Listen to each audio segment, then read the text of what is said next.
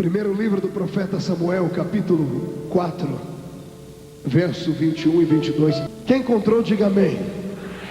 Quem não encontrou, diga misericórdia. Eu espero você encontrar. Primeiro livro do profeta Samuel, capítulo 4, verso 21 e 22, está escrito assim: Mas chamou ao menino e acabou dizendo: Foi-se a glória de Israel. E isto ela disse, porque a arca de Deus fora tomada, e por causa de seu sogro e de seu marido que haviam falecido. E falou mais: Foi-se a glória de Israel, pois foi tomada a arca de Deus. Amém, queridos? Feche a Bíblia, coloque no banco, na cadeira, e pegue na mão do irmão mais perfumado do seu lado. Se ele estiver usando o perfume do Avon, perdoa ele, né, irmão? Nem tudo é perfeito. Glória a Deus. Querido, o som estava melhor daquele jeito. Abre mais um pouquinho aqui, deixa ele mais vivo para mim. Aleluia. Pegue na mão do seu irmão aí com carinho e aperte até ele falar aleluia. Pentecostal que não faz barulho está com defeito de fabricação, irmãos. Aleluia. Feche os seus olhos e vamos orar. Pai das luzes, eu te glorifico, eu te exalto por esta manhã linda e abençoada. Eu tenho certeza que em todos os pavilhões onde os seus filhos estão, a sua glória é uma realidade. Tenho certeza que esta não será uma manhã comum, será uma manhã de revelação, será uma manhã de poder, será uma manhã de conserto. E eu quero render a Ti os talentos que o Senhor tem me dado. Senhor, embora eu esteja feliz em conhecer irmãos e rever amigos, esta não foi a intenção primária do meu coração. Senhor, eu não vim aqui apenas para ser um pregador do Evangelho, daqueles que anunciam boas novas. Eu quero nesta manhã ser usado na unção profética. Quero denunciar os pecados, quero anunciar à sua igreja um novo tempo. Eu sei que Satanás já está furioso, mas eu não tenho tempo a perder com ele. Por isso eu digo assim: ao redor deste grande pavilhão onde o seu povo está reunido, num raio de 5 quilômetros quadrados, onde houver um demônio alojado agora, eu dou a estes demônios 5 segundos para se mudarem de Belo Horizonte, senão serão queimados pelo poder da sua glória, que vai trepidar sobre este lugar. Senhor Deus, eu ainda te faço um pedido de cunho espiritual. Se ainda tenho crédito no céu contigo como pregador da sua palavra, abre a porta do seu palácio sobre o Minas Centro agora, e envia do céu para a terra uma comitiva angelical. Eu quero aqui anjos da categoria dos serafins. A palavra serafim significa aquele que arde em fogo. Portanto, eu quero anjos de fogo aqui neste lugar. Eles se esparramem pelos pavilhões, e eu quero 2 aqui nesta tribuna, uma à minha esquerda, outra à minha direita. Que eles comecem a esparramar brasas de fogo tirado do seu altar. E onde houver um crente batizado com o Espírito Santo, renova ele.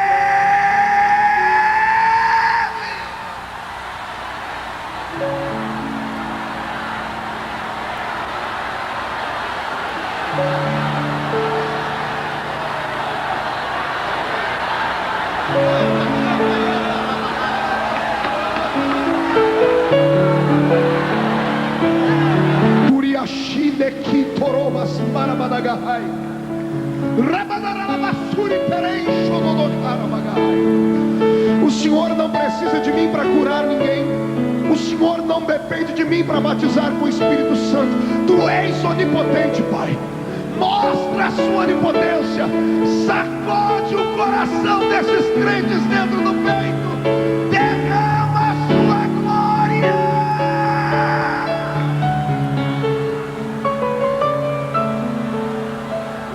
Erais turicandoro vasuri naramagahara gadesheri abagai.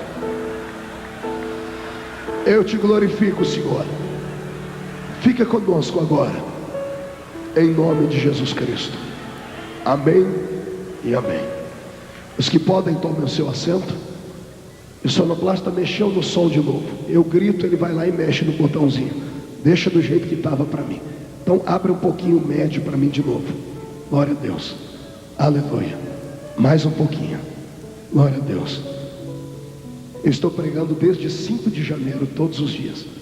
A minha enxada é a minha garganta, ok? Eu não tenho uma voz bonita igual a do pastor Jerônimo, né? Mas um dia Jesus vai me abençoar assim. Queridos e amados irmãos, eu estou aqui com meu coração em frangalhos e a minha alma está muito temente a Deus. Eu não consegui dormir essa noite, esta madrugada. Passei a madrugada toda acordado em São Paulo, dado ao frio, dado a uma incontingência no meu organismo, devido às muitas labutas na obra do Senhor. Eu acho que dá para perceber as olheiras no rosto. Isso aqui é fruto de um trabalho incansável e árduo na presença do Pai. Eu tenho 31 anos de idade e ministro desde os 14 anos. São 17 anos ministrando a palavra de Deus. O ano passado pregamos em pelo menos 330 reuniões, cultos, em 16 países do mundo e o Brasil todo. Começamos dia 5 de janeiro e não paramos até agora. E a nossa agenda vai até quando Jesus quiser. E todas as vezes que eu venho para um lugar para pregar, faço isso com seriedade, porque eu acredito que vidas precisam ser mudadas. E eu tenho certeza que numa reunião de líderes, o assunto é muito mais sério do que pode ser pensado. Eu não sei se você vai gostar de ouvir a mensagem que o Senhor colocou no meu coração, mas também não estou me importando com isso. Eu vim aqui para falar coisas para a sua vida. Espero que os pastores que estejam na minha retaguarda não fiquem encabulados com a minha pouca idade. Não olhe para a embalagem, aqui dentro tem um homem de Deus, ok? Ouça a mensagem de Deus, coma tudo que o Senhor mandar. E se alguém não gosta de ouvir verdades, nem barulho, dá tempo de ir para casa ainda, assistir um pedacinho do programinha da Xuxa. Porque se ficar aqui comigo, verá o programa do Senhor dos Exércitos se manifestar sobre a sua existência. Aleluia, glória a Deus. Queridos, enquanto nesta madrugada eu me revirava de um lado para o outro da cama, o Senhor me trazia este texto à memória. Já preguei algumas vezes dentro deste texto. O livro de Samuel é para mim um dos livros mais poderosos da Bíblia Sagrada. É um livro contundente, um livro sério, é um livro profético de fato. Não é um livro de oba-oba nem de grita-grita. Não é um livro apenas para quem gosta de massagens no seu ego, para quem gosta de palavras de motivação. É um livro para quem quer levar uma vida séria diante de Deus. E quando o Senhor soprou no meu ouvido o capítulo 4, aí me desandou todo o organismo. Porque é uma palavra séria, é uma palavra que vai arrancar de dentro da sua alma questões que estão por ser resolvidas. Duas coisas vão acontecer depois dessa mensagem: ou você nunca mais vai querer me ouvir, ou você vai se levantar para interceder pelo meu ministério de uma vez por todas. Porque o Senhor vai te levantar e vai te colocar na presença dele de pé. E tudo o que é profético na Bíblia Sagrada será realidade sobre a sua vida e sobre a vida da sua família. Quem concorda comigo, levante a mão para cima e dê um grito de glória a Deus. Para chegarmos no capítulo 4 do livro em apreço que lemos, eu sou obrigado a lhe narrar uma história que não é uma das histórias mais belas da Bíblia, mas talvez uma das mais tétricas histórias da Bíblia Sagrada. Uma história de um tempo onde a nação eleita pelo Senhor estava desvirtuada, estava simplesmente cega, tinham olhos e não viam, ouvidos e não ouviam. Era uma nação eleita que não era agradecida ao seu Deus, que cometiam de todos os pecados o pior, o pecado da ingratidão. Eu não estou falando dos cananeus, nem dos heveus, nem dos heteus, nem dos girgazeus. Estou falando dos hebreus. Estou falando da nação de Israel, deste povo que tinham pelo menos 3 grandes características na sua vida para serem o povo mais feliz da terra, mais pleno, mais convicto de realidade, e que no entanto eram pessoas que não davam vazão à sua vida espiritual. Ser um judeu não significava ser mais um eu da vida, significava ter 3 marcas de Deus na sua essência para serem felizes, plenos e alegres. Primeira marca que trazia nos judeus uma diferença entre os demais povos da terra: eles eram eleitos. Diga comigo, eleitos. Estamos em um ano de eleição e todos nós sabemos que só vamos exercer a nossa cidadania votando em pessoas que nos representem, em pessoas que falem a nossa língua, em pessoas em quem nós podemos confiar. Só damos voto em quem nós podemos confiar. Quando a Bíblia diz que Israel era uma nação eleita, significa que Deus, ao olhar do céu para a terra, encontrou apenas na semente de Abraão uma nação em quem ele pudesse confiar, a quem ele pudesse regrar, a quem ele pudesse dizer assim: olha, eu preciso de vocês agora, aqui, nesse momento. E o Senhor depositou neles a sua confiança.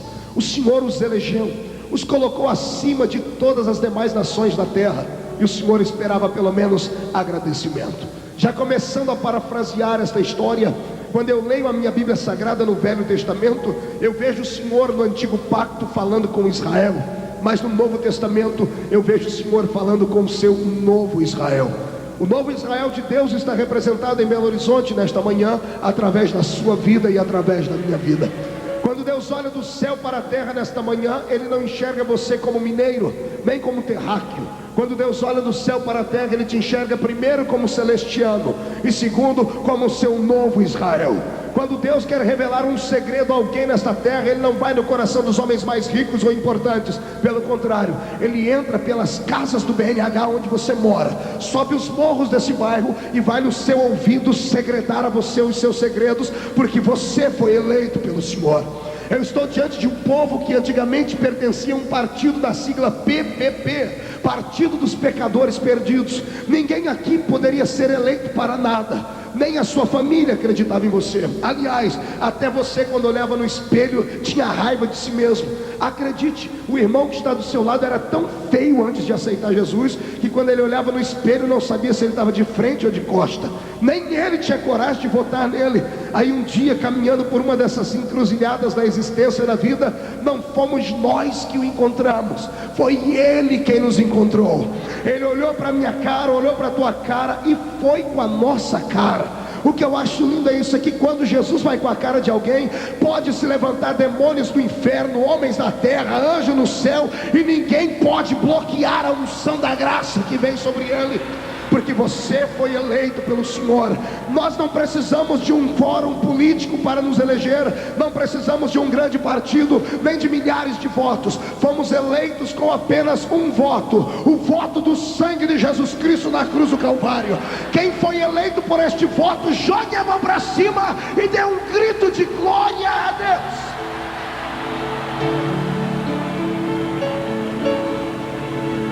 Aleluia.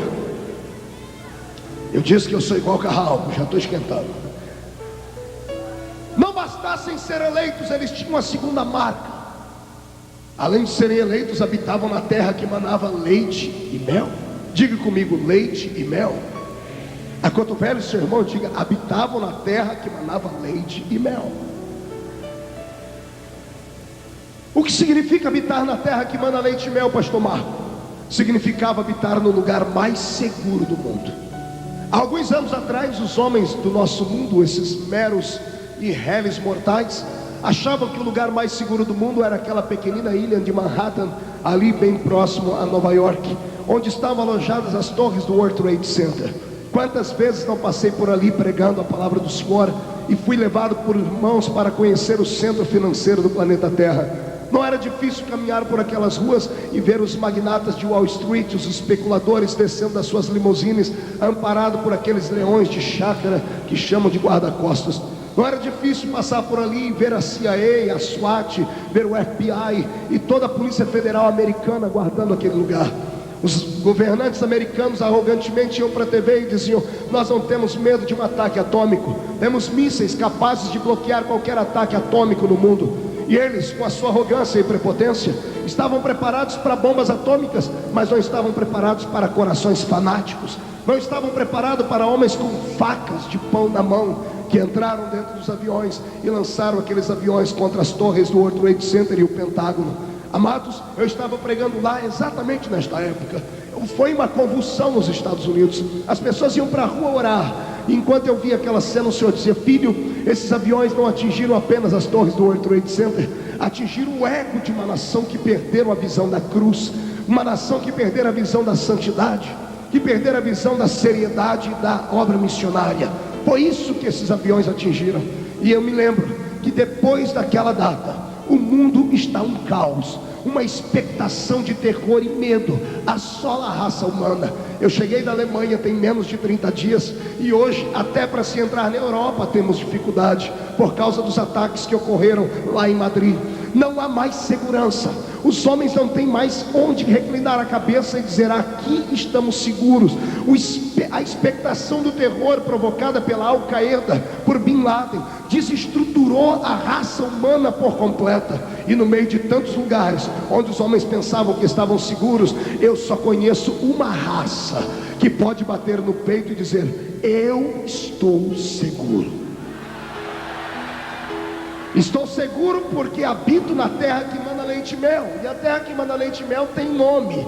E se eu perguntasse aqui, tanta gente ia errar. Porque alguém poderia dizer: pastor, eu sei, a terra que mana leite e mel da minha vida é a Assembleia de Deus. E eu ia dizer: é claro que não. Também não é a igreja quadrangular. Também o lugar mais seguro do mundo não é a presbiteriana, a sorveteriana, a igreja Jesus Cristo foi ali e já volta. Não. O lugar mais seguro do mundo não é uma denominação. O lugar mais seguro do mundo é o centro da vontade de Deus.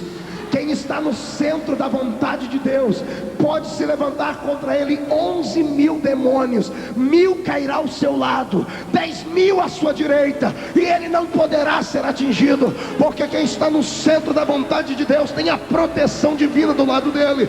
Olhe para o irmão que está do seu lado e veja se ele está no centro da vontade de Deus. Eu conheço crente que está no centro da vontade de Deus só de olhar para a cara dele, irmão. É verdade. O crente que está no centro da vontade de Deus transmite paz, transmite alegria. Não fica com o olho seco igual o olho de coruja, igual desse irmão que está aí do seu lado, não. Também não fica com essa boca travada, essa boca de aço, essa língua de ferro sem adorar a Deus, não. Não fica parecendo uma estátua de museu numa reunião como essa. Quem está no centro da vontade tem que adorar. Aleluia. Toma o seu assento. Eu queria que o tecladista me acompanhasse, filho. Cadê o tecladista? Eu queria ver o rosto dele. Cadê ele? Aí você, quando o povo subir, olhe para mim, você sobe com o som. Quando o povo abaixar, você abaixa. Mas não me deixa sem te ouvir, tá bom? Senão não vai ganhar um beijinho também. E alguém me arrume um pouquinho de água, por favor. Não bastassem eles serem eleitos e habitarem na terra que manava leite e mel, não bastasse isso, eles tinham uma terceira marca. Olha para o irmão e diga: aperte o cinto, porque senão vamos decolar. Além de habitarem na terra que manava leite e mel e serem eleitos, eles serviam ao único Deus. Ah, você não entendeu nada. Vou dizer de novo. Eles serviam ao único Deus. Quando eu digo ao único, é porque o meu Deus não conhece concorrência. Ele disse: ainda antes que houvesse dia, eu era. E não há ninguém que possa livrar alguém das minhas mãos, porque operando eu, quem me impedirá? Enquanto as outras nações serviam a deuses de prata, de ouro, de pedra, enquanto as nações se curvavam diante de Astarote, Marduk, a pseudodeusa assim da Mesopotâmia, há indícios que até Israel resolveu adorar o deus Anubis do Egito, que tinha cabeça de cachorro e corpo de homem. O que dizer dos filisteus que adoravam a Dagon, uma sereia maldita? Enquanto eles se curvavam diante de coisas materiais, Israel tinha um Deus de pura essência, essência de glória. Quando eu digo único, eu digo único com propriedade. Um dia desse eu vi 2 comerciais na televisão. Eu queria quebrar a TV, porque os indivíduos pegam coisas que só o meu Deus pode ter e colocam para produtos. Eu vi alguém chegar e levantar um dedo assim, dizendo assim: olha, essa aqui é a número 1. Já ouviu falar disso, né? A número 1. Amado, eu só conheço um número 1. É o meu Deus. Faça um com o seu dedo, diga: conhece o número 1. Aponta no nariz do seu irmão, de conhece o número 1. Diga para ele: não conhece? Fala para ele: então experimenta. Então dê um grito de glória a Deus aí.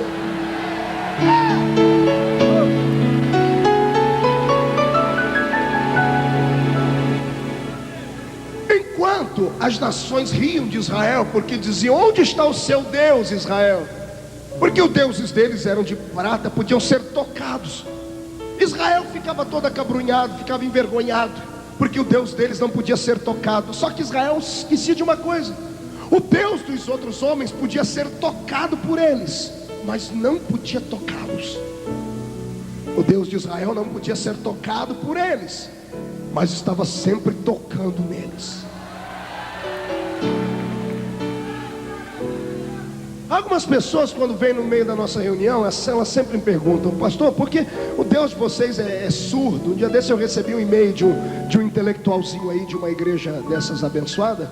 Ele leu um livro meu e mandou um recado para mim dizendo assim: você e o seu livro são uma aberração. E eu mandei um e-mail para ele, todo educado a princípio, dizendo para ele: por que eu sou uma aberração? Aí ele escreveu coisas que, como eu sou da roça, tive que pegar um dicionário para ler. Era o deão de uma faculdade evangélica no Brasil. Ele disse assim que quando eu estou pregando ou mesmo escrevendo, as minhas palavras provocam uma reação psíquica, mexendo na psique do ser humano, provocando reações psicossomáticas do cérebro. E eu falei: que desgraça é essa, Jesus? Fui pegar o dicionário para ler. Descobri que o indivíduo falou que eu tenho poder de hipnose, que eu manipulo a massa. Aí eu mandei um e-mail para ele bem educado, curtinho: o Senhor te repreenda, Satanás, para trás de mim.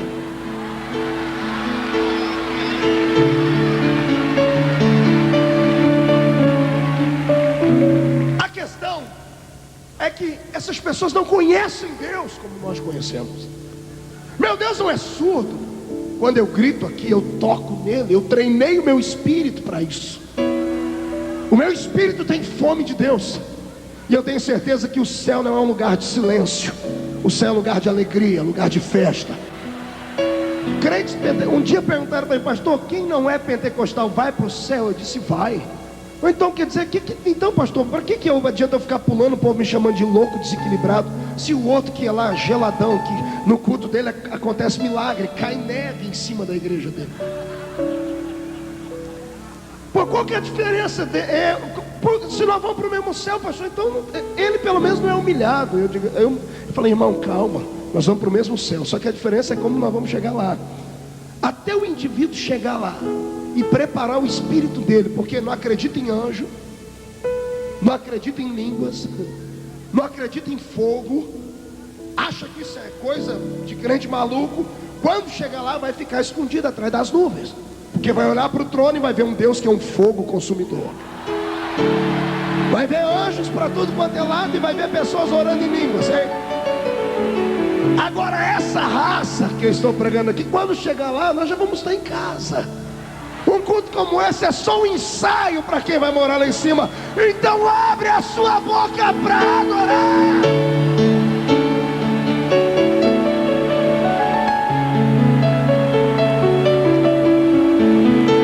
Aleluia.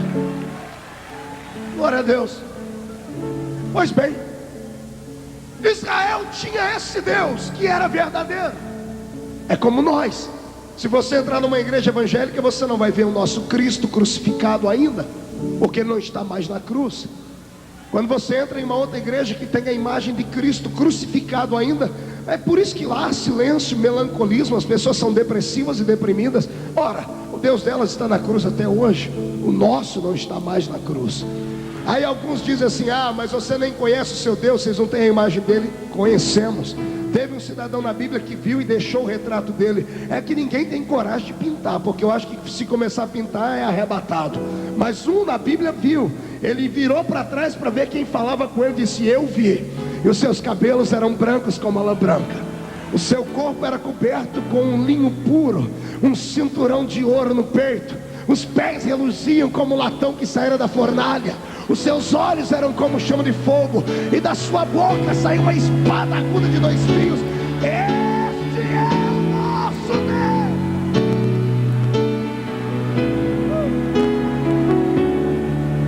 Glória a Deus. Diga para o seu irmão: esse é o meu Deus. Agora tome o seu assento.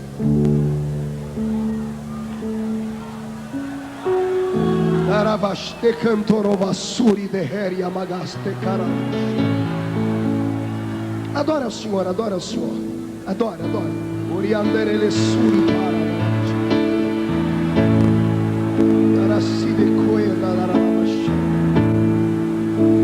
Essa irmã de verde, os seus cabelos grisalhos, Fique de pé, querida. Tem uma irmã do lado dela batizada com o Espírito Santo, que fala em línguas? Tem? Então fique de pé também. Coloque a mão do lado esquerdo na cabeça dela, por favor. Não, na cabeça, filha. Isso, coloque a outra mão no coração dela.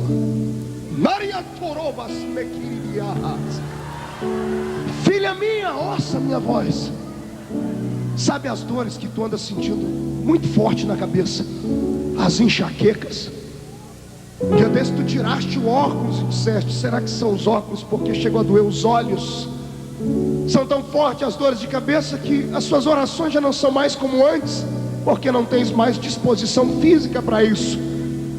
Hoje eu venho interferir na sua vida por dois motivos. Primeiro, porque tu tens pedido um avivamento naquele lugar, e o avivamento já está chegando. Segundo, porque para ver este avivamento você tem que estar viva. E para estar viva, eu tenho que desentupir esta veia que está entupida do lado esquerdo do seu cérebro, pronta para provocar uma aneurisma cerebral que ia explodir. A porta da sepultura estava aberta, mas hoje eu fecho ela.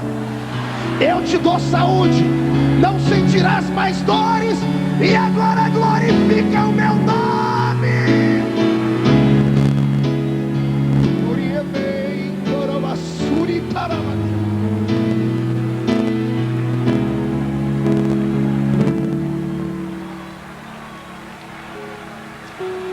Abraça ela, irmão.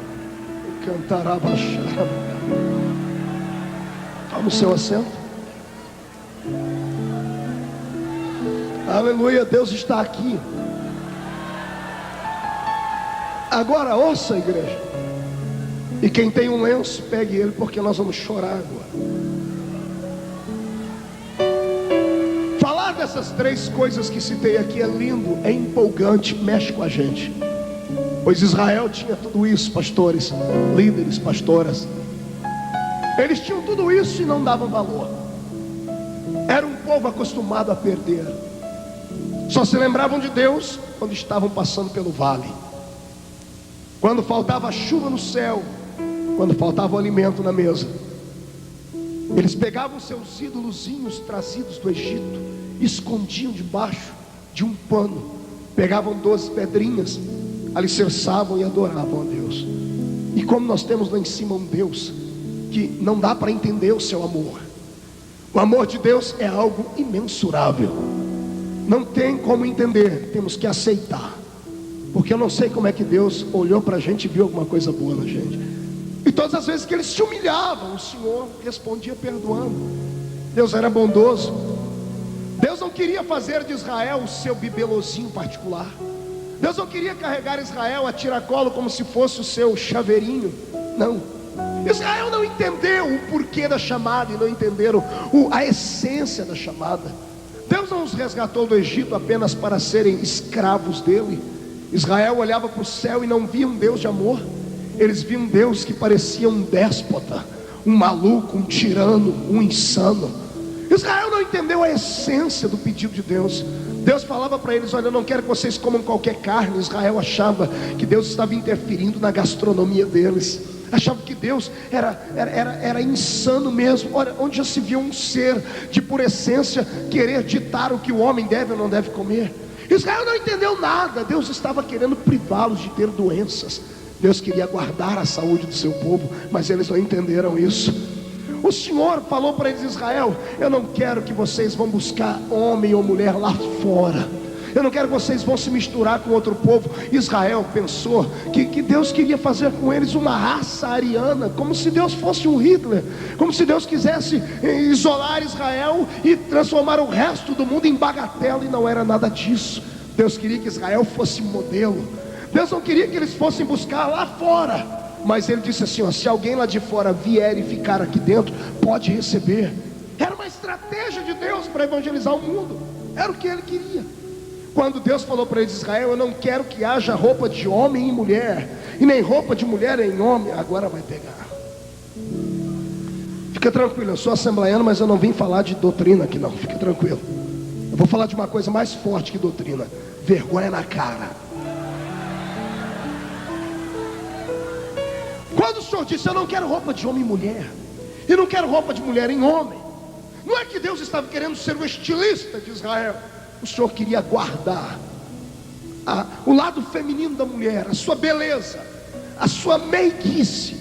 E o Senhor queria guardar a virilidade do homem, para que quem olhasse lá de fora soubesse quem era quem. Porque afinal de contas, tanto homem quanto mulher eram imagem e semelhança do Criador. E quando eu falo de roupa de homem e mulher, eu quero que você use a sua inteligência, viu? Tá bom? Não venha falar que eu estou falando besteira aqui. Tem calça de mulher e tem calça de homem. Entendeu o mistério aí, não é? Porque senão depois vai falar besteira. Então escute. O que Deus queria era pudor. Deus queria era caráter. Eu conheço 43 países do mundo por onde tenho pregado, e o Brasil de norte a sul deles. E as coisas estão escambando para um lado tão difícil, que nós já não temos mais conhecimento ou discernimento de quem é e de quem não é. Há 20 anos atrás conhecíamos um crente de olhar para ele, e não era por causa da aparência, era a essência de Deus dentro dele. 20 anos depois o indivíduo chega com a carteirinha dele, olha, eu sou da tal igreja, pode olhar. Você olha para a carteirinha, olha para ele e fala: mas não parece crente, não tem jeito de crente. O nosso povo que fundou a nossa fé, regaram com sangue a terra, foram crucificados, queimados vivos por causa de um nome que deram a gente: protestantes. E hoje nós não protestamos contra nada. Vale tudo. Não se prega mais o que é certo, prega-se o que dá certo. Deu certo ali, vai dar certo aqui. 3 palavras foram riscadas do vocabulário dos pastores das igrejas. Claro que toda regra tem exceção: pecado, justiça e juízo. Ninguém mais fala sobre isso. As pessoas vêm para a igreja para receberem tapinhas às costas, mensagens de autoajuda. Querem vir para a igreja, ouvirem uma música como os cantores cantaram aqui, querem pular, chacoalhar as suas mãozinhas, até derramam uma lágrima e dizem assim: não, eu senti Deus de verdade. Fala sério, você chora até ouvindo Zezé de Camargo e Luciano? Não, eu gostei da mensagem daquele pastor, foi uma mensagem baseada em psicanálise. Ele é um psicanalista. Olha, a palavra me emocionou. Meu irmão, você chora na frente da novela Mulheres Apaixonadas, está chorando agora na frente da mulher, da Senhora do Destino. Eu não estou falando de emoção, estou falando de vida com Deus, de verdade, de veracidade. Aí reúne-se 1 milhão de pessoas. Aqui nós temos, sabe Deus quantas mil pessoas, e nenhum paralítico anda, nenhum cego vê, nenhum surdo ouve, e ninguém tem explicação para isso. Aí diz: não é porque eu não tenho dom, é porque isso foi para o passado. Eu não sei o que é que o meu povo quer. Estamos regressando no tempo, confeccionando bezerros de ouro para nós. Eu estive agora há poucos dias atrás numa gravadora, fechei um contrato com eles para escrever um livro, e eu vi na imprensa eles imprimindo os cartazes das fotos dos cantores, e os cantores deixam o autógrafo, e eu fiquei imaginando para onde é que vão esses cartazes. E eu imaginei: vão para a casa dos nossos filhos, para o quarto deles, fica pendurado na parede deles, na porta do quarto. Tiramos Elvis Presley, tiramos KLB e colocamos Cassiane, Kleber Lucas, colocamos outros cantores, colocamos Batista da Lagoinha e outros cantores mais. Estamos confeccionando bezerros de ouro e tomando de Deus a glória que só pertence a Ele. Pode me olhar com cara feia, pode ficar bravo, não é você que paga meu salário. Estou falando aqui coisas sérias, coisas que está na hora da igreja reavaliar, porque se não houver uma mudança agora, eu não sei em que igreja as minhas filhas vão congregar daqui a 15 anos. Se não houver uma mudança, uma atitude, um resgate da nossa fé, se não houver uma mudança agora, se o nosso povo não voltar o seu rosto para o pó e não voltarmos a adorar a Deus, nós entraremos em um colapso daqui a alguns anos. E daqui a alguns anos você vai sentir saudade de uma mensagem como essa: pastor Marco, mas olha, eu já tentei pregar isso, me silenciaram. Você acha que já não tentaram me silenciar? Por que você acha que eu tenho 31 anos, mas tenho um cara de 50? O peso da responsabilidade. Você não sabe o que eu já apanhei na vida, mas eu aprendi com Deus uma coisa: profeta é profeta e ponto final. Pastor, mas profeta tem curto, seu ministério é 3 anos e meio, e arrancam a cabeça dele e põe na bandeja de prata. Arranquem a cabeça do profeta de manhã, de tardezinha ele está no céu tomando chá com o Rei da Glória. Matam o profeta, mas não podem matar as palavras que saíram dos seus lábios. Está na hora de reavaliarmos a nossa fé. Meu Deus, eu tinha um convite para os labaredas lá de... Como é que vai ser o nome da cidade lá? Acho que vão riscar meu nome da festa. Governador Valadares. Há 3 meses atrás eu fui pregar num congresso lá no estado do Espírito Santo. Vivo sempre no limite, todo dia no limite. Eu cheguei aqui hoje, você não viu meu rosto antes de eu chegar aqui. Eu estava parecendo gadareno. Eu estava com uma barba crescida. O irmão que foi me buscar foi: para comigo na farmácia. Se eu entrar desse jeito, eles vão querer expulsar de mim. Aí eu fui lá no hotel fazer a barba. Eu vivo no limite. E eu cheguei num ginásio gigantesco lá, tinha umas 10 mil pessoas, e um barulho lá dentro. Falei: Deus, o fogo está descendo aí. E me levaram para uma salinha, e eu dobrei meus joelhos, estou esperando alguém vir me buscar para me levar ao púlpito. Bateu um cidadão na porta, eu abri com a caneta aqui atrás da orelha, ele uma pasta. Ele disse: Marco Feliciano. Eu disse: sou eu. Ele disse: o senhor se prepara que o senhor é a próxima atração. Eu falei para ele: ô filho do cão com a pomba gira, volta aqui. Eu sou o quê? O senhor é a próxima atração. Eu falei: atração é Faustão, Gugu, eu sou profeta, me respeite. Me respeite. Eu não vim aqui para fazer parte das suas filosofias. Eu vim aqui para falar a palavra do Senhor. Ele disse: que seja, o senhor entra daqui 10 minutos. Eu fiquei revoltado. Eu saí antes da hora e dei uma voltinha pelo ginásio. O ginásio estava apagado. Tinha um globo em cima do ginásio, luzes coloridas batendo, moças e rapazes pulando como se fossem cabritos. As moças em cima da cacunda dos rapazes. Um cantor em cima do púlpito, não posso chamar de púlpito, aquilo era um palco. Em cima do palco, cantando. Quantas vezes eu não orei ouvindo a música dele? Tinha participado de congresso com ele em outros lugares. Eu não vou dizer o nome por ética, mas quando eu cheguei ali, eu tentei entender o que Jesus disse quando ele quis falar assim, que uma fonte não pode jorrar água doce e amarga ao mesmo tempo. O cidadão estava com a calça prateada colada no corpo, uma camisete branca aberta até o meio do peito, um óculos colorido de noite, com um brinquinho na orelha, olhando para as mocinhas da igreja lá e mandando beijinhos, vazinhos, lindinhas, Jesus ama vocês e eu também. Me chamem de quadrado, me chamem de retangular, me chamem do que você quiser. Eu não pactuo com isso, porque igreja para mim ainda é igreja. Uma reunião como essa é muito séria. Custou muito caro para Cristo Jesus nos reunir aqui.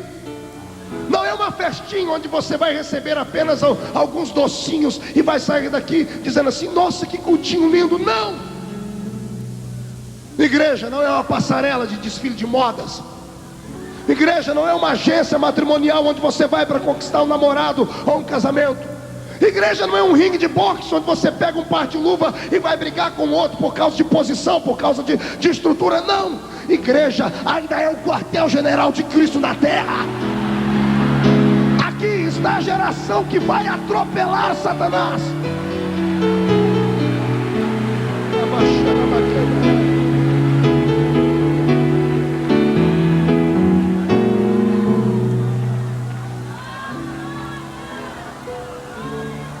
Israel brincou com Deus. Israel atropelou os princípios divinos. Israel abusou da misericórdia.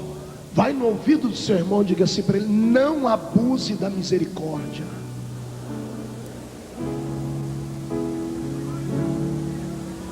Porque o Deus que é misericordioso também é juiz.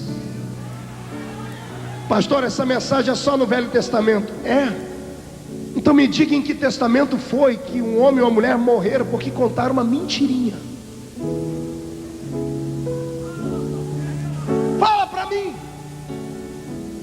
Ô pastor, pega leve, não era essa mensagem que eu queria ouvir não. Eu vou sair porque tem uma outra reunião num outro lugar aqui que fala uma mensagem mais light. Vai, infeliz. Vai lá. E se lá você não ouviu o que você quer, procura mais 300 metros, você vai achar mais uma igreja de outro jeito. Tem igreja para tudo quanto é tipo, quanto é gosto. Se você caminhar mais um pouquinho e não achar nenhuma igual a que você quer, abre uma para você. É mais fácil abrir igreja do que abrir boteco hoje. Hoje você pode fugir de uma palavra como essa, basta levantar e ir embora. Mas um dia nós vamos estar numa reunião infinitamente maior do que essa. E a pessoa que estará falando não vai estar jogando indiretas, ela vai chamar você pelo nome. E vai começar a falar as coisas que você fez e tem feito. Quero ver você se levantar e dizer: Senhor Jesus, para, senão eu vou embora. Estarás no juízo final. A minha Bíblia diz que será no hiperespaço, nem na terra será, não vai ter lugar para fugir. Então é melhor ouvir essa palavra, pela palavra do Senhor se converter, arrepender dos seus pecados e começar a ter uma experiência nova com Deus, porque está na hora de você ver o céu pelo lado de dentro, está na hora de você ver o sobrenatural acontecer. Mas para isso o Senhor quer uma mudança de vida. Não é de qualquer jeito. Não abuse de Deus. Ô pastor, mas não é isso que eu ouço lá na minha igreja. Porque lá o meu pastor me dá uma mensagem de motivação tão forte. Ele diz assim: ó, não importa o que você fez, não importa o que você faz, porque Jesus te ama. É claro que Ele te ama, mas não pactua. O Senhor não abre concessões. Não se deixe enganar. Não se deixe ludibriar por homens que parecem ovelhas, mas são lobos travestidos dela. Não se deixe enganar por mensagens fraudulentas, mensagens de psicanálise, de autoajuda. Não se deixe enganar por palavras de motivação infundadas. A igreja de Cristo Jesus cresceu no mundo inteiro, não foi através de tapinha nas costas, foi através de duras perseguições. Foi através de gente que teve que morrer para que nós pudéssemos estar aqui. A nossa fé é muito mais séria, muito mais forte. Um dia desse eu chorei muito. Eu estava pregando no Canadá, uma igreja muito rica, muito grande, muito bonita, uma liturgia perfeita, e me levaram do Brasil para lá para pregar, e me deram 5 minutos para pregar. Por causa dos rituais, das coisas que tinha na igreja, da programação e tal. Saí dali, eu entrei dentro do quarto, me deu uma angústia, porque eu comecei a lembrar da minha fé primária, lá da Vila Tatu, onde eu nasci. Você não perguntou que buraco que eu saí? Tá aí, Vila Tatu. E eu me lembrei que desde a minha tenra infância eu aprendi com Deus, com homens e mulheres de caráter. Eu me lembro que tinha uma igrejinha lá na nossa cidade, no salãozinho da rua 1. Era uma igrejinha de 4 metros por 3. E ali o meu caráter foi moldado. Tinha um amiguinho, Elias, e a gente ia para o culto. A gente era muito criança, eu tinha 13 para 14 anos, mas eu sofria de inanição, eu era muito pequeno, muito miúdo.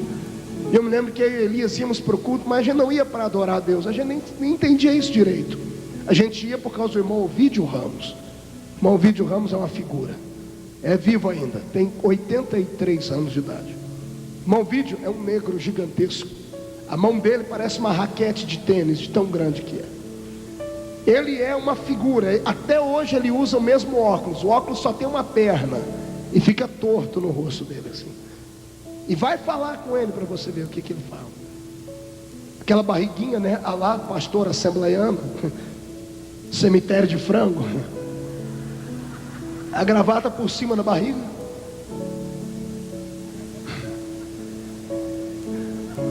E para ajudar, o irmão Vídeo era analfabeto. E eu e Elias íamos para o culto só para dar risada do irmão Vídeo. A gente sentava atrás de uma pia que tinha lá no fundo, uma pia de cozinha, só para ouvir o irmão Vídeo. Quando ele terminava de orar, ele levantava e dizia assim: irmãos, vamos ler aqui hoje no livro de Êxodo.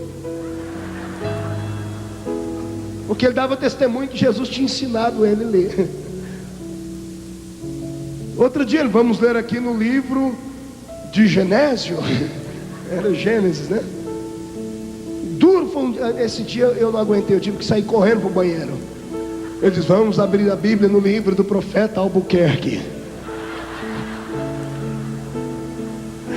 Ei, irmão Vídeo. Um dia ele se empolgou e disse: vamos ler aqui no livro da profeta Joana.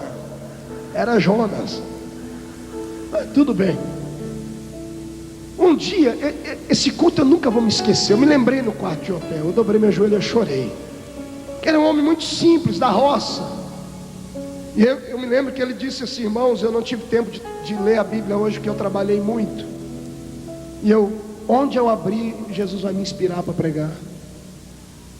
Só o sangue. E abriu, e caiu em Crônicas. Naquelas páginas da Bíblia que só tem gente que gerou gente. 5 páginas de nome. Pense no analfabeto lendo aqueles nomes complicados da Bíblia. Irmãos, eu não me aguentava. Eu e Elias, eu não aguentava mais. Só que de repente caiu um fogo na igreja. Mas incendiou, que os irmãozinhos entraram no reteté de Jesus. E pai, e dançando. E eu falei: o que está acontecendo, Elias? Só nós dois não estamos sentindo nada. Aí toquei no ombro da irmã Maria de Paula, que era uma irmãzinha lá, uma irmãzinha muito simplesinha, só tinha 2 dentes na boca. Glória a Deus.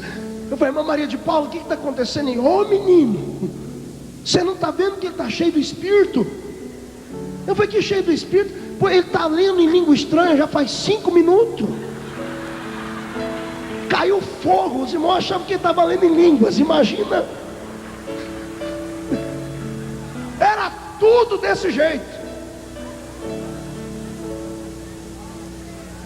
Oh Jesus. Só que olha para cá. Só tinha uma coisa. Quando aquele velho parava de ler, fechava a Bíblia e trazia ela aqui no peito. Ele levantava aquela mão gigantesca para o céu, com óculos perneta nela. Ele dizia assim: eu não sei falar bonito, mas eu sei falar 4 coisas que ninguém nunca vai tirar de mim. Primeiro, meu Jesus sarva. Segundo, ele cura. Terceiro, ele batiza com o Espírito Santo. E quarto, vai voltar na terra para me arrebatar.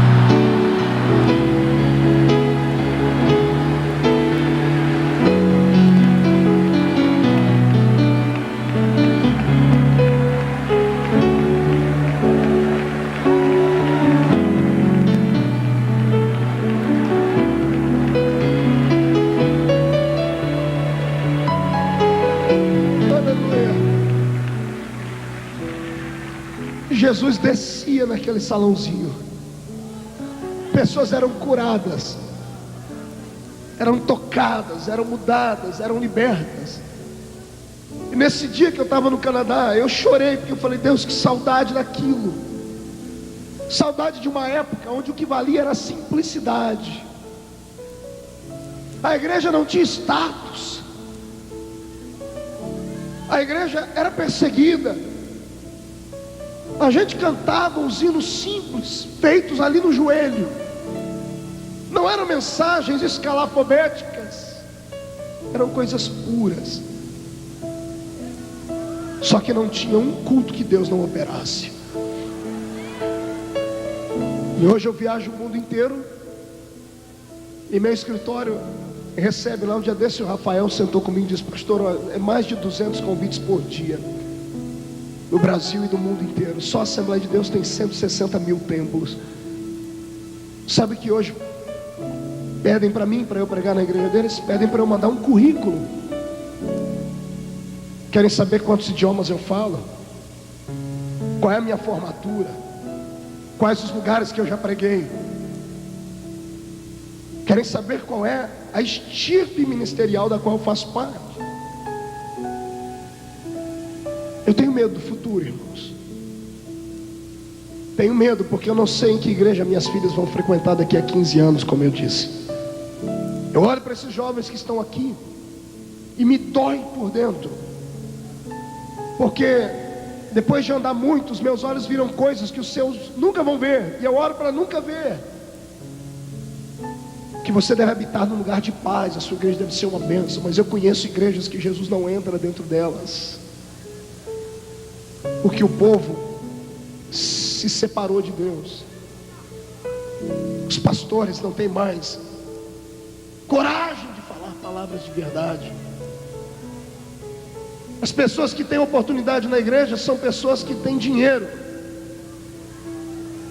que têm influência, que têm um sobrenome forte, ou que veio lá de fora, falou que é ex qualquer coisa, a gente traz aí, bota no púlpito para pregar.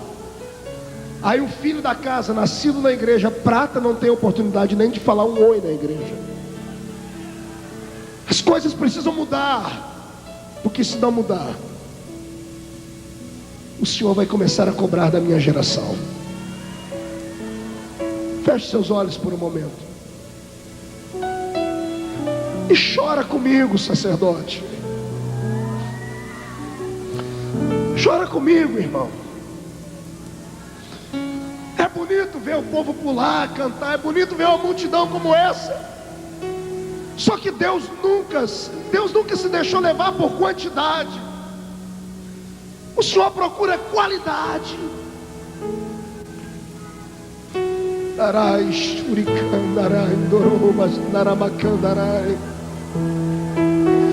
Ei, meu Senhor, olha nessa manhã para BH, aqui no Congresso dos Labaredas. Eu faço a sua palavra a pregar. Vejo os jovens com os olhos lacrimejando, vejo líderes atrás de mim orando, vejo gente com fome de Deus. A igreja vai mudar.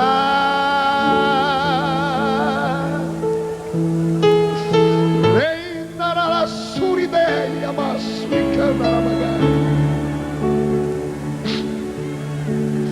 vem, Espírito.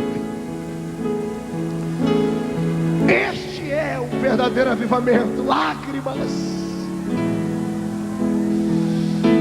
Arrebata a nossa alma. Eira que andorou a suri de Aramagai.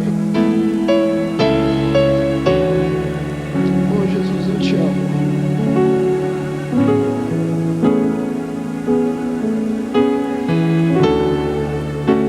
Aleluia. Olhe para cá.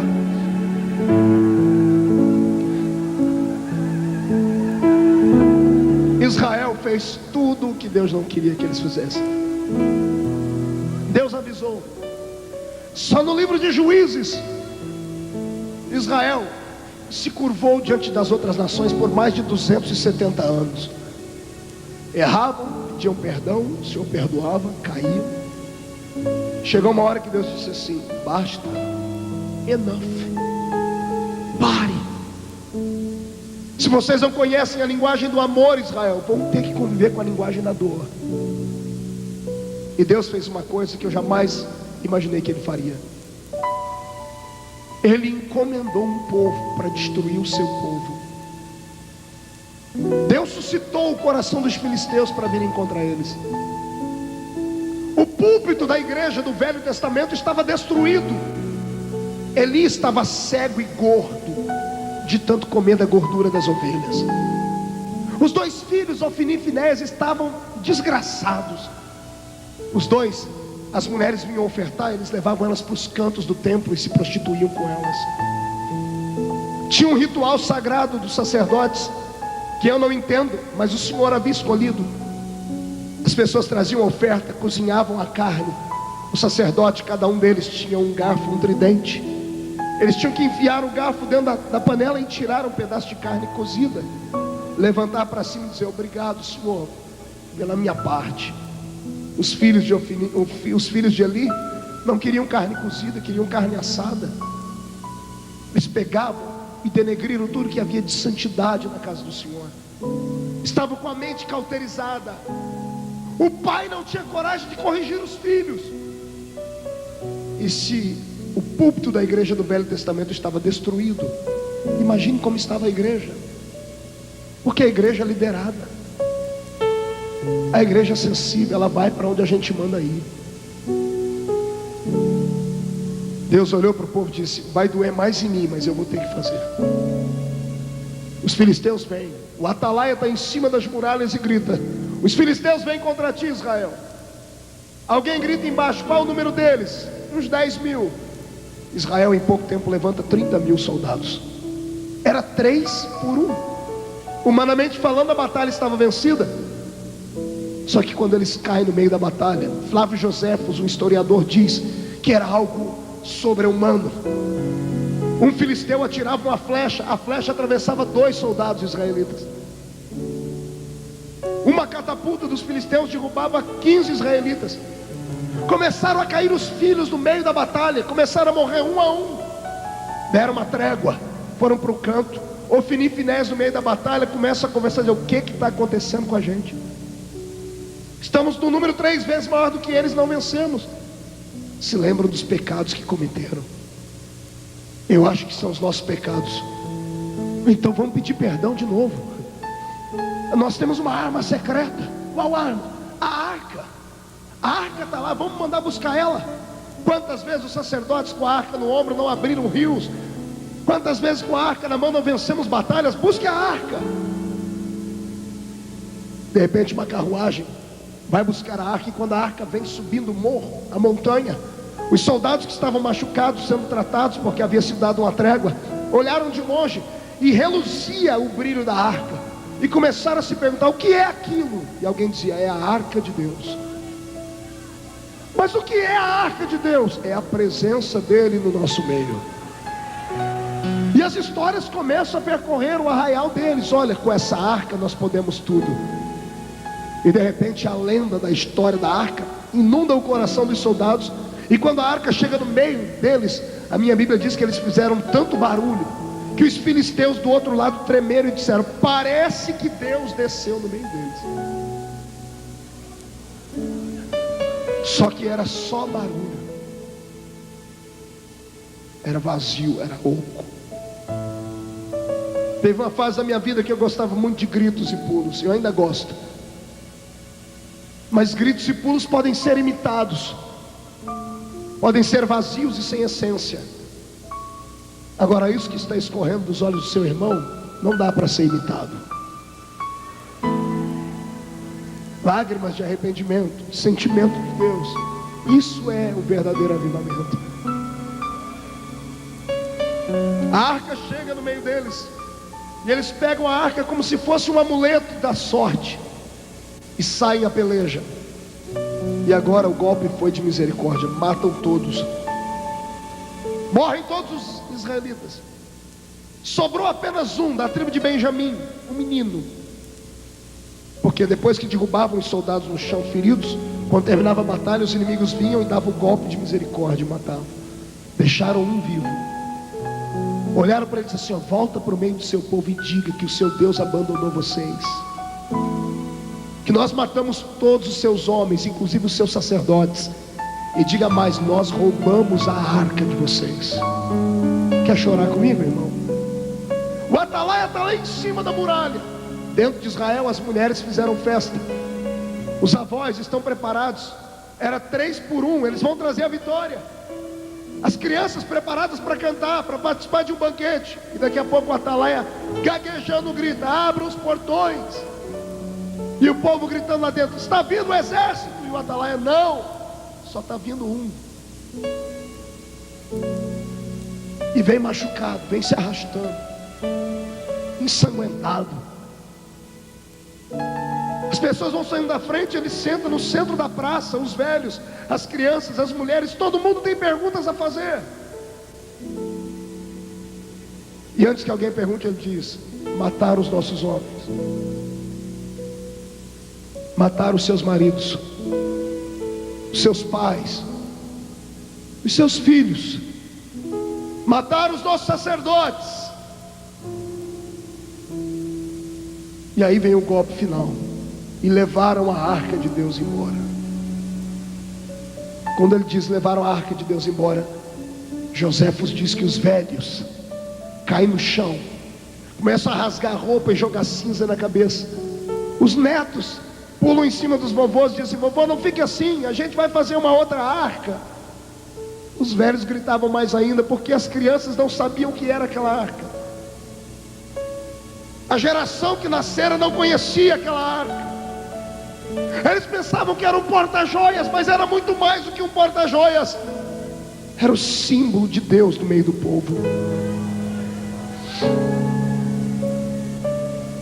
Quando os velhos ouviram que a arca foi embora, eles começaram a dizer: Deus, perdoa a gente. Eles oraram 1 dia, 2, 3, 10, 1 mês, 2 meses. No 4º mês, até aqueles que haviam casado novos estavam na rua vestindo sacos. No 5º mês, até as crianças de cola eram colocadas no chão para gemer. Foram 7 meses de grito, porque eles perderam a presença de Deus. Quantos cultos você tem participado assim, irmão? Você alegra a sua carne cantando, porque a música alegra, mas que você não ouve uma mensagem que mexe com você, que te faz pensar. Fala para mim. E nós, líderes, nos preocupamos mais com as entradas da igreja, como se a igreja fosse uma empresa que tem que gerar recursos, tem que ter dinheiro. Eu sei que sem dinheiro não se faz nada, mas alguns anos atrás a gente se preocupava mais com a igreja como organismo. Hoje preocupamos mais com a igreja como organização. Aí a igreja como organização vai bem, é bonita, tem status, CNPJ, conta em banco, estrutura, hierarquia, tem tudo, como organização. Tem hospital, tem creche, tem prédios, edifícios, tem carros, tem tudo, jornal, mídia, TV, como organização. Só que a igreja como organismo está morrendo, porque a igreja como organização é o nome que nós temos lá. A igreja como organismo tem outro nome, chama João, Maria, Antônio, Marco, aquele pobrezinho da igreja que não consegue chegar perto de você, que tem que passar por secretária, pelo secretário do secretário. Aí se ele chegasse lá na porta com um carro importado, ele entrava rapidinho, mas vem de bicicletinha. Estamos voltando no Velho Testamento. Tinha uma raça de gente que quando vinha sacrificar, trazia uma junta de bois. Tinha empregados para trazer a junta de bois. O sacerdote recebia eles de mãos abertas e dizia: eu te abençoo sua entrada, a sua saída.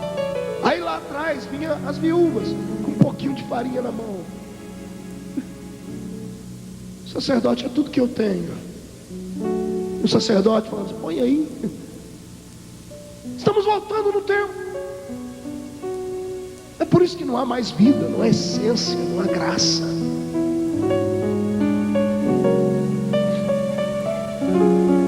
É por isso que os nossos soldados estão morrendo. É por isso que a arca foi embora. Aquela arca era muito mais que um porta-joias. Ela tinha dentro dela a essência da fé judaica. As tábuas da lei estavam dentro dela. O vaso de ouro com maná estava dentro dela. A vara de Arão que floresceu estava dentro dela. Eu precisaria de 5 horas para falar sobre cada um desses itens aqui, mas dá para dar uma pinceladinha. Quando a arca vai embora, quando a presença de Deus sai do meio do povo, a primeira coisa que vai embora é as tábuas da lei. Ninguém mais prega a verdade, ninguém mais cobra nada de ninguém.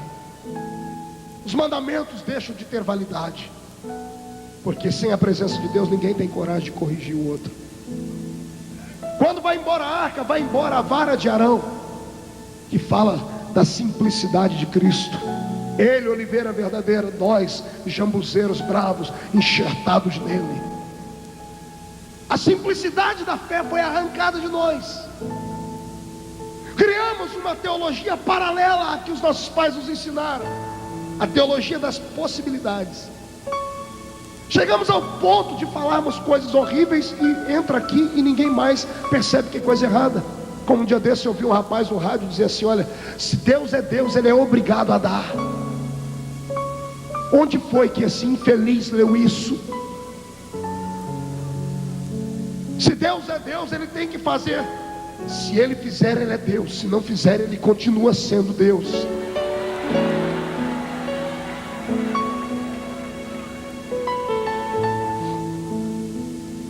Aleluia. Daragashuri Kandaramanaga.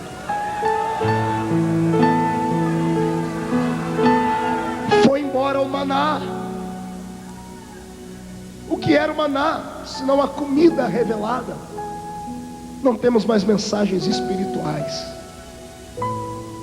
Temos mensagens enlatadas, condensadas, aperfeiçoadas ao estilo de público que vamos pregar. Mensagens que usamos elas para mexer com o povo, mas de repente lá no final nós vamos tirar tudo que o povo tem. Não temos mais uma palavra revelada, aquela palavra que vai mexendo com a pessoa, alicerçando ela na fé. Porque o maná foi embora com a glória de Deus. E o vaso de ouro, que fala dos dons espirituais, sumiram. Ah não, pastor, a gente fala em línguas e só isso. E ainda tem uns crentes que você senta perto dele, dá vontade de mandar ele parar. Que a língua dele é assim, glu, glu, glu, glu, glu, glu, glu, glu, glu. Espírito do peru. A essência da nossa fé está sendo tirada aos poucos. Aleluia. Quando eu falo em fogo, você grita. Quando eu falo em anjo, você voa. Quero ver dar glória a Deus agora. E o pior não é isso, eu tenho 5 minutos para terminar e essa mensagem tem mais 1 hora.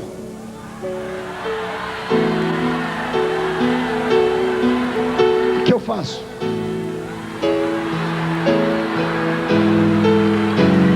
Então dá um grito de glória a Deus aí.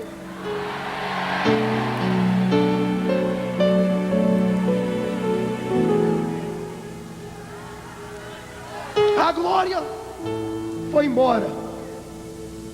Deixa eu lhe contar algumas coisas que esses olhos viram aqui, para você tentar entender por que eu fiquei tão amargo com o tempo. Eu preguei na Inglaterra a primeira vez, há uns 3 anos atrás, 4 anos atrás, a primeira vez. E me levaram numa igreja, numa cátedra linda, estilo barroco, bem no centro de Kensington, bem próximo ao metrô da cidade. Quando eu entrei naquela igreja, meu coração acelerou. Eu vi naquela igreja a história real de tudo que eu havia lido em livros. Eu era professor de eclesiologia no seminário, e eu estava agora na igreja que foi palco dos maiores avivamentos da Europa. Quando eu entrei naquela igreja, eu subi ao púlpito dela. A acústica da igreja era tão perfeita que não precisava de microfone. 2.000 lugares para sentar.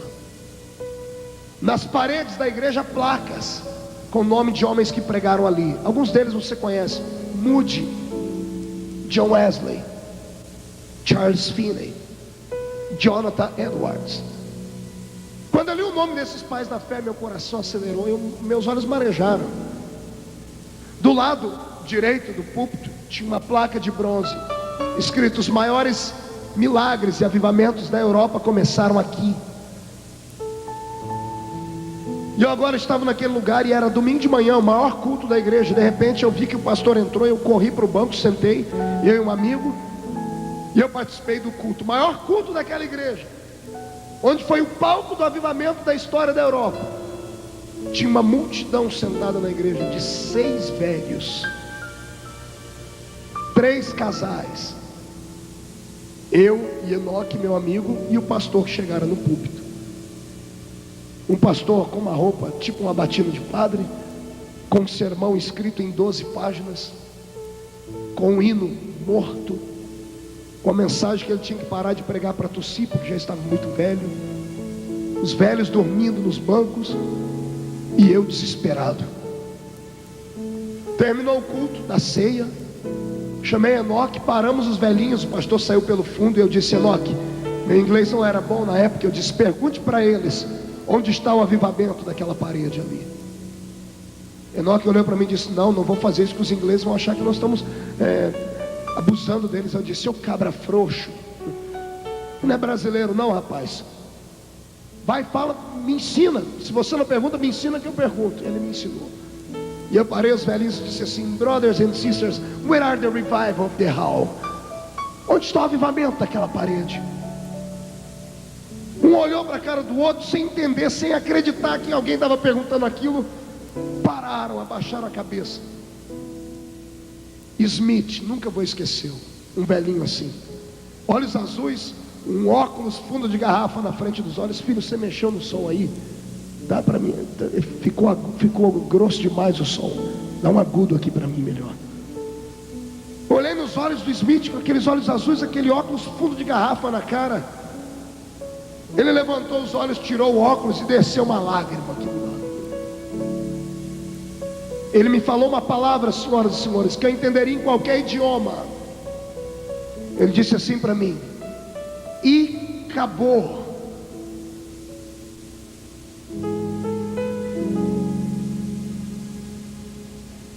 Pergunta para o seu irmão se ele sabe o que é e acabou.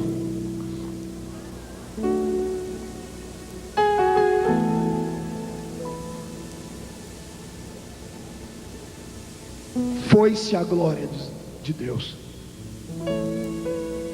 Ele olhou para os meus olhos e começou a me contar uma história sem eu perguntar. E ele começou a fazer gestos para mim. Ele disse assim para mim: do you remember the bird? Você se lembra de um pássaro assim, de penas brancas, que veio sobre Jesus no batismo? Eu disse: lembro. A pombinha que representava o Espírito Santo. Eu olhei para ele e disse: lembra? Ele olhou para mim chorando e disse assim: prenderam ela. Prenderam numa gaiola e jogaram a chave fora. Ele nunca mais voou aqui dentro. Nunca mais. Ele diz: faz 30 anos que eu e meus amigos entramos aqui dentro e todo dia dobramos o joelho e falamos: Pai, perdoa o pecado dos nossos pais. Traz de volta aquilo que a gente sentia quando era criança na igreja. E o Senhor não nos ouve. Diz: meu pai foi um dos últimos pastores desse lugar. Eu era criança, eu dormia debaixo do banco. Papai era um homem severo, mas era um homem santo. Não abria concessões de erro para ninguém. Um dia a rainha entrou aqui dentro e ele disse assim: rainha, tu és rainha lá fora, a rainha da Inglaterra. Aqui dentro nós temos um rei.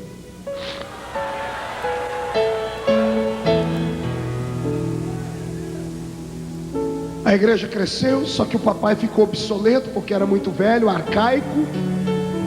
Reuniram a cúpula da igreja, deram uma casa de verão para ele e trouxeram uma outra pessoa mais nova, política, bonita, poliglota, articulado.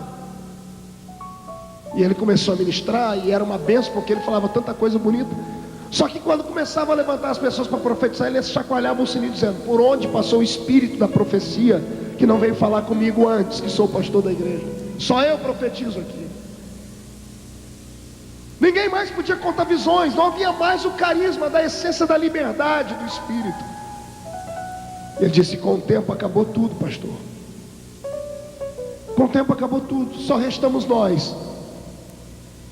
E a gente tem pedido a Deus para devolver para nós. Irmão, talvez você não sinta o que eu sinto porque você não viu. Você já entrou numa igreja onde Jesus não está lá. Numa igreja que parece um mausoléu. Sabe o que é um mausoléu, né? Aquelas casas de cemitério. São belas por fora, ornamentadas, letras garrafais, de mármore. Tem alguém que cuida, põe flores todos os dias. Mas quando você abre a porta, lá dentro só tem coisa morta. É assim que muitas igrejas estão. Eu estou pregando aqui para vivos, sim, mas estou pregando para alguns zumbis. Gente que há muito tempo não derrama lágrima na presença de Deus, que não sente a presença do Senhor. Ouve uma mensagem como essa e só não vomitou ainda porque o Senhor está segurando. Só não se levantou para ir embora porque está com vergonha. mas está doendo aqui dentro do ouvido. É para você essa palavra. Seu crente Icabô, obreiros Icabô, igrejas Icabô, ministérios Icabô, a glória do Senhor foi embora. O Senhor está tratando da sua igreja.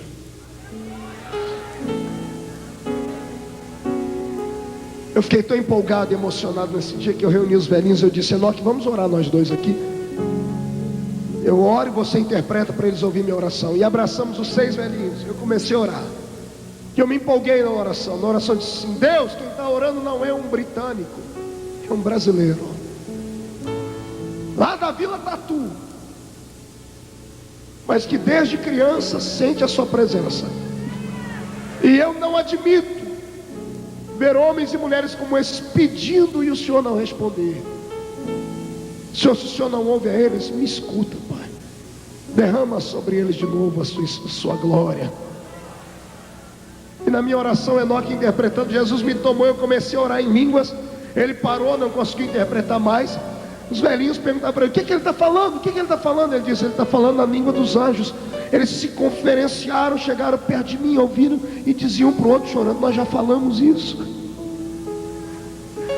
Nós já falamos essa língua um dia, quando a gente era criancinha, nos cultos de criança. Eles dobraram o joelhinho no chão, os velhos diziam: Deus, devolve para nós, dá de volta. Coloquei minhas mãos em cima dele e disse: Jesus, renova eles, Pai. Renova. Começamos a orar. Isso era umas 11h30 da manhã. Era 2 horas da tarde, ainda estamos lá: Senhor, renova eles, meu Pai. 2h30 da manhã, estávamos orando, já estava todo mundo jogado no chão. Jesus não aguentou, porque tem oração que toca. 3 horas da tarde, 10 para as 3, não me lembro, Jesus derramou fogo do céu. O Smith com óculos jogou o óculos para um canto. Ele tinha uma bengalinha, jogou a bengala para o outro. Eu queria que você visse um velhinho de 70 anos de idade fazendo assim, pulando na presença de Deus, orando em línguas de novo. Naquele dia eu falei: Senhor, no teu nome, meu Pai, não me deixa falar aquilo que os homens querem ouvir. Me ajuda a falar aquilo que eles precisam ouvir. O que eu estou falando aqui não é uma mera mensagem de efeito, de passageiro, não. O que eu prego aqui hoje é uma questão de sobrevivência. Está na hora de revermos os nossos princípios, os nossos conceitos. Se há algum crente que concorda comigo, por gentileza, abra os seus braços, grita, chora, clama.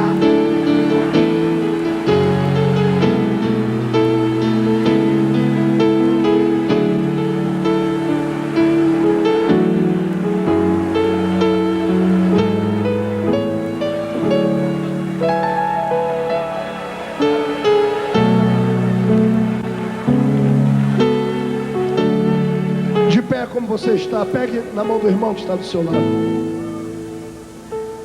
Filho, você conhece Graça do Marcos Witt? Tecladista? Conhece Graça? Toca para mim.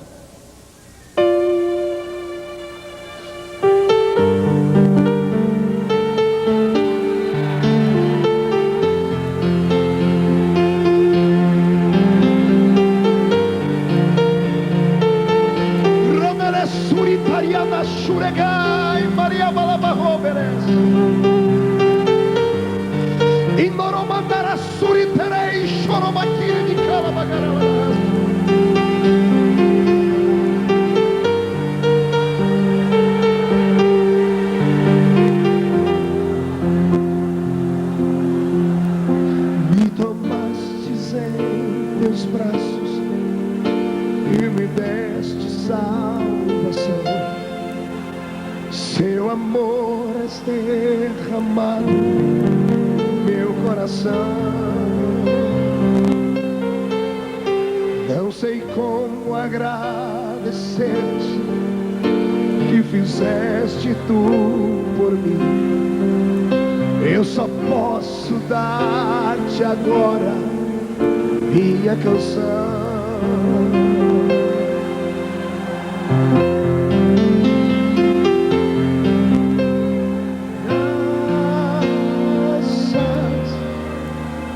Graças, Senhor, graças, meu Senhor Jesus.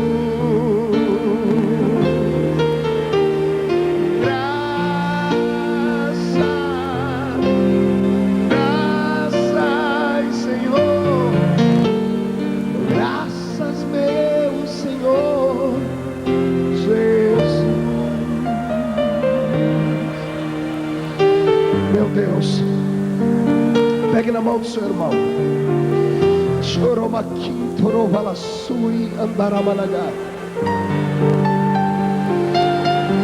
A glória foi embora, mas vai voltar. A arca está diante de Dagon, mas o Senhor vai mandar um anjo para arrancar a cabeça de Dagon e os braços dele. A glória vai voltar, e a glória do segundo templo será maior do que a glória do primeiro. Eu profetizo que uma onda do poder do Espírito está entrando dentro desses lugares aqui. Pessoas receberão poder até não aguentarem ficar mais em pé. Jesus, devolve a sua glória agora, agora, agora.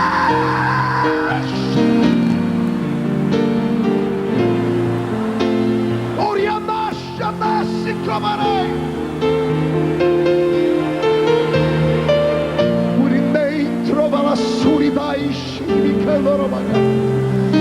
Senhor, aqui atrás de mim, entre os pastores, missionários e missionárias, eu quero que o Senhor traga de volta para dentro deles a essência do primeiro amor. Eu quero que esses homens e essas mulheres sejam inundados agora por uma presença metafísica transcendental da sua parte. Onde houver um homem e uma mulher, que o Senhor vai começar a usar 10 vezes mais de unção e poder. Derrama sobre eles agora, agora, agora, agora. Orai, Xanderere, Suri, Tarabagá.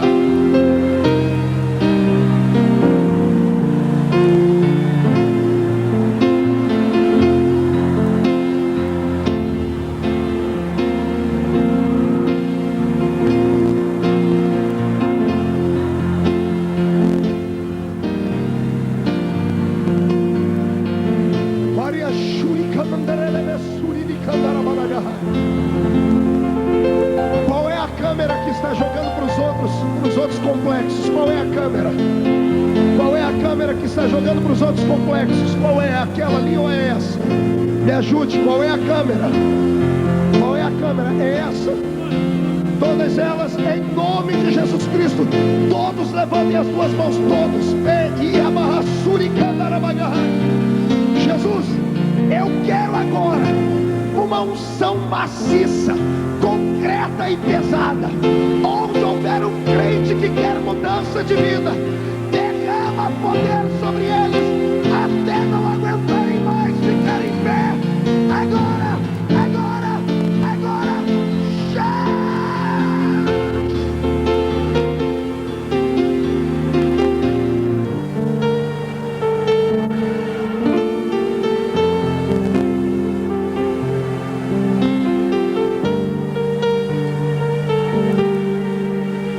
Renova a sua igreja, meu Pai. Renova o seu povo. Renova a sua noiva.